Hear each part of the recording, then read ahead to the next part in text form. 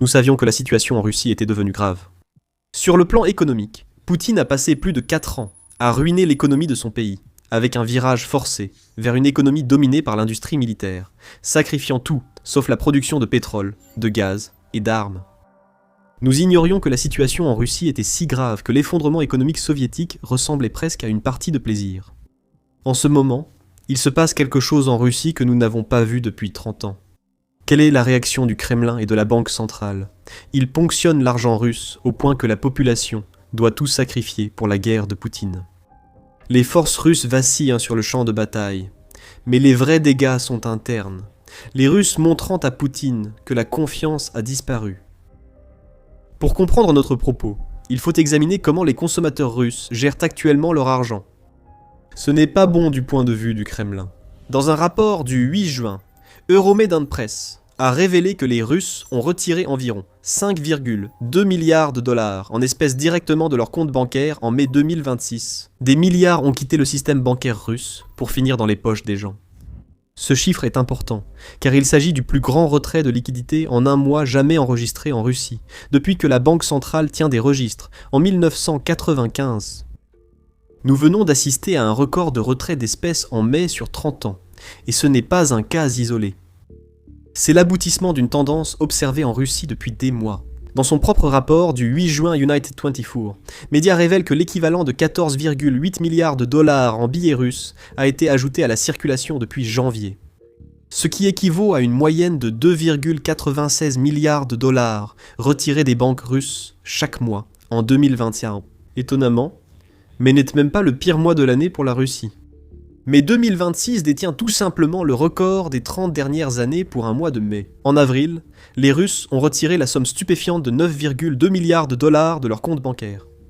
Mars n'était pas très loin derrière, mais non plus, puisque 4,1 milliards de dollars ont quitté le système bancaire russe pour atterrir dans les poches des Russes. Nous assistons ici à une fuite de liquidités inédite depuis les débuts de la pandémie de Covid-19. C'est le signe de quelque chose que Vladimir Poutine n'a jamais voulu voir. Les Russes ordinaires n'ont plus confiance dans leur système bancaire. Honnêtement, il est difficile de blâmer les Russes pour ce qu'ils font en ce moment. À un niveau très basique, il n'y a pas grand-chose dans le système bancaire russe qui rende l'idée de garder de l'argent sur des comptes d'épargne vraiment attrayante. Bien que le taux d'intérêt de base en Russie soit extrêmement élevé à 14,5%, les taux proposés par les banques sur les comptes d'épargne sont si bas qu'il est presque inutile d'y laisser son argent. Les ménages gardent leur argent en liquide car ils rapportent peu sur un compte bancaire, mais ce n'est pas la seule raison. Derrière la question des taux d'intérêt se cache une situation qui empire et affecte tout le secteur bancaire russe. Le 17 mai, le Kyiv Post a publié un article intéressant qui révélait que le système bancaire russe est en très mauvaise posture. En citant des données du Centre d'analyse macroéconomique et de prévision à court terme, ou CMACP, proche du Kremlin, le média a révélé que les actifs toxiques et non performants dans l'ensemble du secteur bancaire russe dépassent les 10%.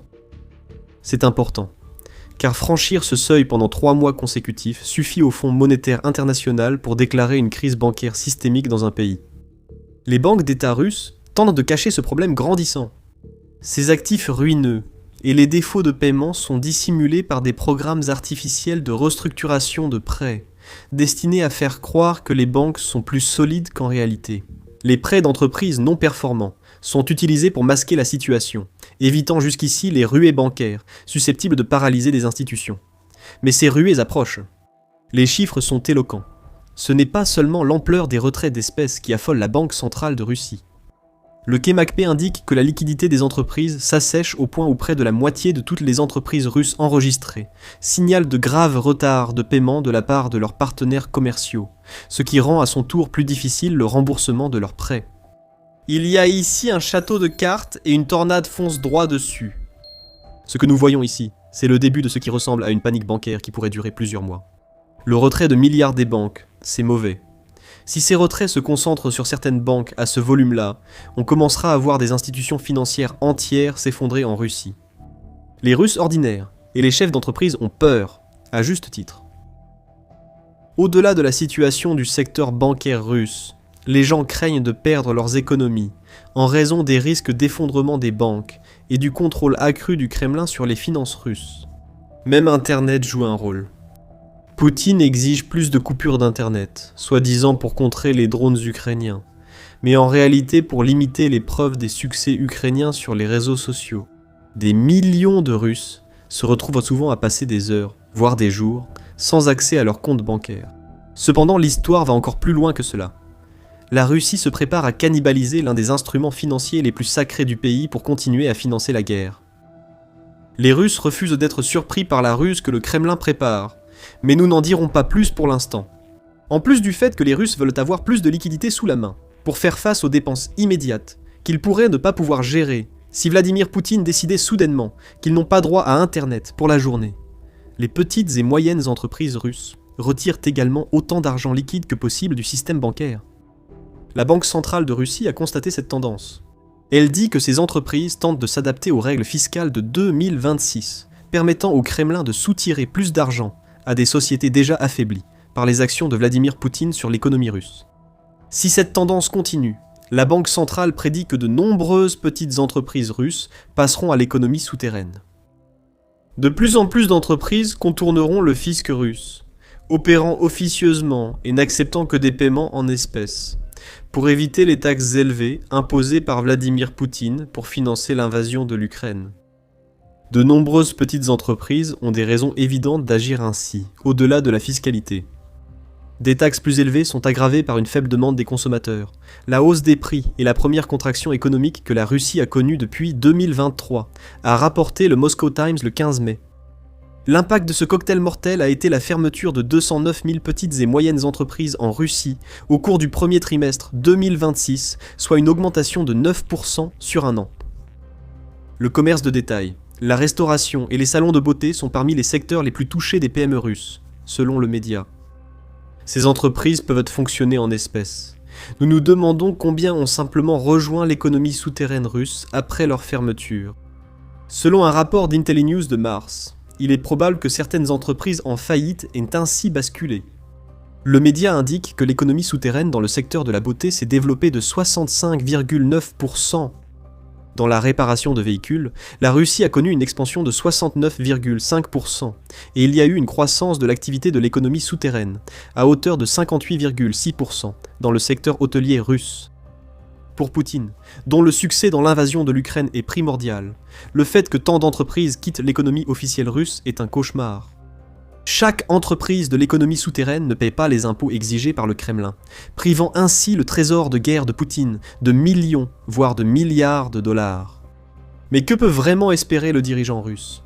Il n'a pas servi sa cause en augmentant la TVA en Russie de 20% à 22%.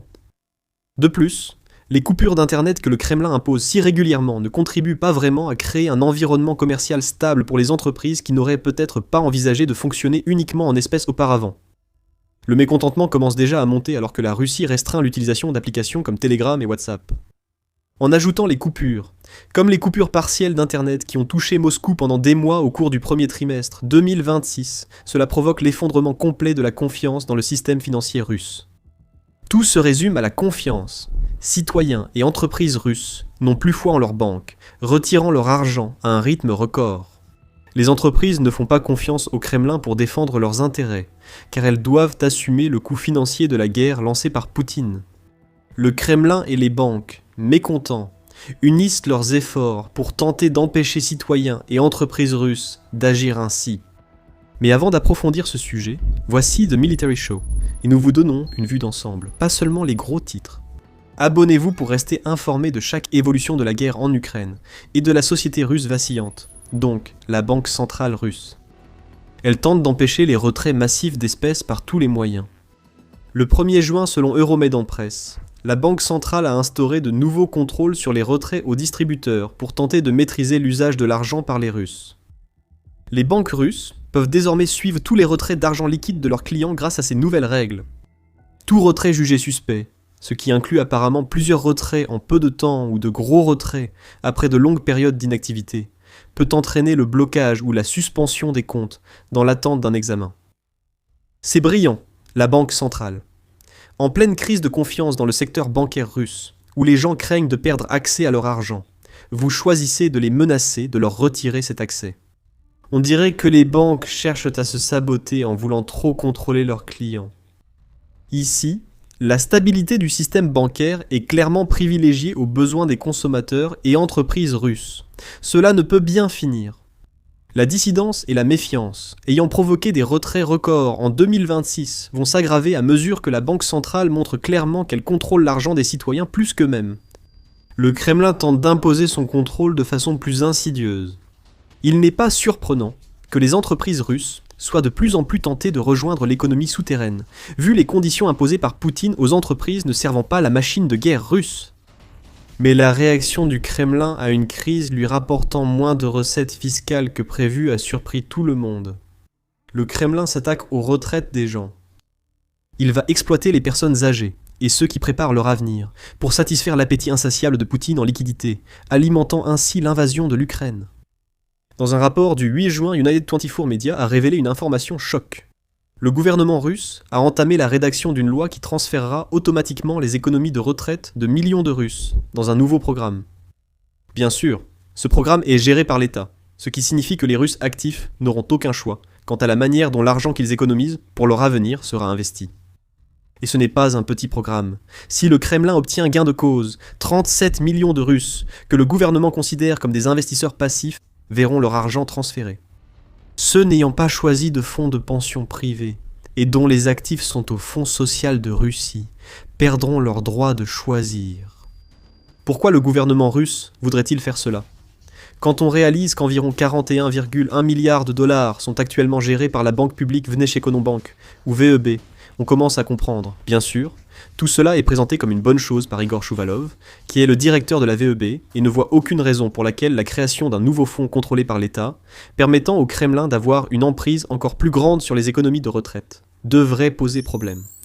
Le groupe VEB aura accès à des ressources financières supplémentaires pour fonctionner, y compris l'épargne à long terme des citoyens et les fonds de pension, et pourra investir ses actifs dans des projets technologiques modernes, rapporte le Moscow Times, selon les propos du directeur de la VEB. Comme c'est vague. Nous nous demandons ce que signifie « projet technologique moderne ». Nous sommes certains que ce n'est pas juste un code pour l'industrie de la défense russe. Après tout, il y a de nombreux projets technologiques modernes, dans un pays que l'Organisation mondiale de la propriété intellectuelle classe au 73e rang pour les ressources de l'innovation et au 55e rang pour les résultats de l'innovation dans le monde. Sarcasme mis à part, le ministre des Finances russe, Anton Silianov, soutient déjà le projet de loi, ce qui signifie que Poutine le souhaite aussi. Silianov affirme que libérer les fonds détenus dans le Fonds social russe pourrait servir de base à une épargne à long terme. Cela pourrait signifier des milliards injectés dans un marché boursier intérieur effondré après la perte des investisseurs étrangers, suite à l'invasion de Poutine. Ceci n'inspirera pas confiance. Les fonds de pension serviront à soutenir un marché boursier au plus bas depuis octobre, le 9 juin.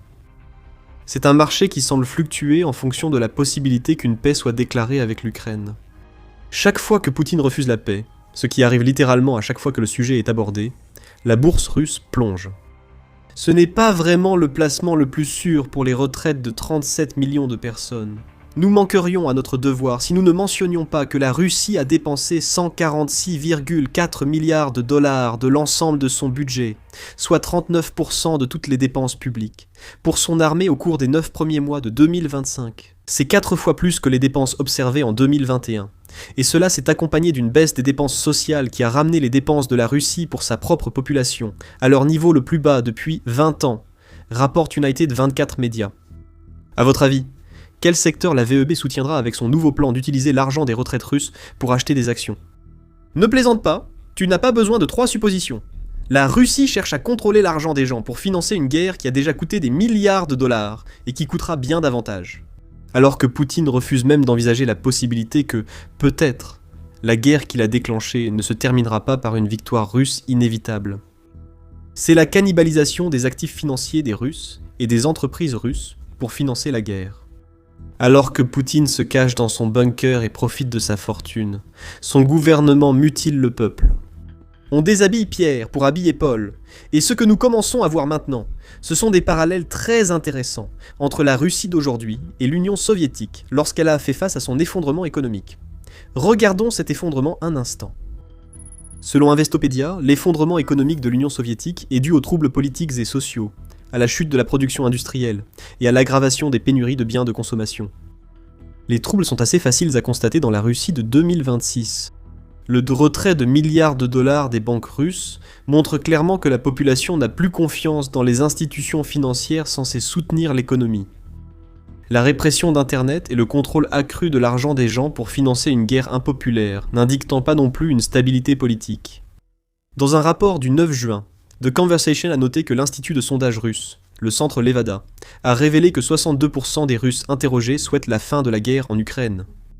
Les mesures financières pour poursuivre la guerre vont totalement à l'encontre de la volonté du peuple russe.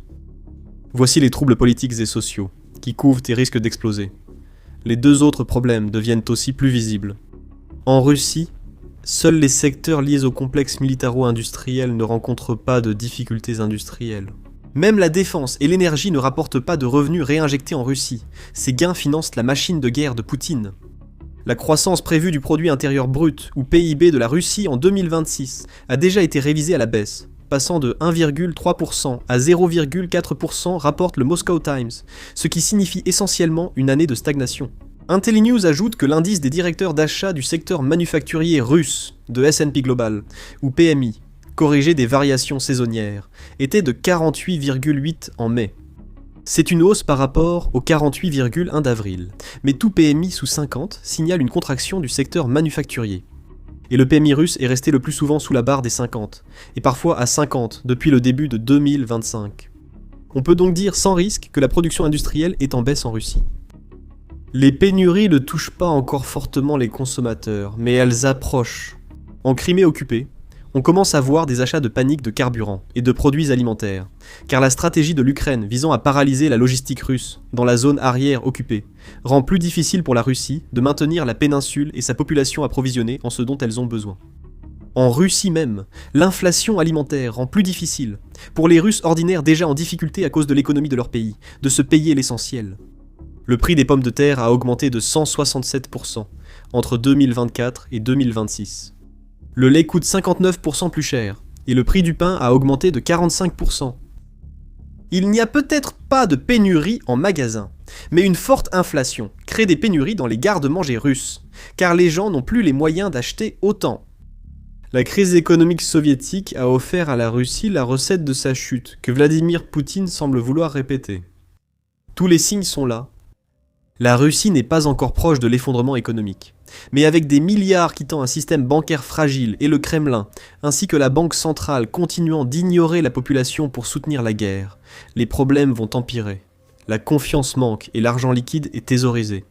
La paralysie de la Russie est en cours, et la cannibalisation qui débute va accélérer ce processus. La mentalité à court terme de Poutine en est responsable.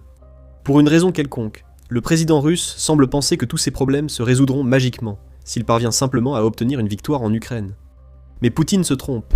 Gagner ou perdre, ce qui viendra après la guerre en Ukraine sera pire pour la Russie, car une économie en ruine se combine avec les conséquences géopolitiques massives de ce que Poutine a fait. Vous voulez en savoir plus? Regardez notre vidéo pour découvrir ce que l'avenir réserve à la Russie. Et si vous avez apprécié cette vidéo, n'oubliez pas de vous abonner à The Military Show pour voir plus de reportages sur l'effondrement interne inévitable de la Russie. Et merci comme toujours de nous avoir regardés.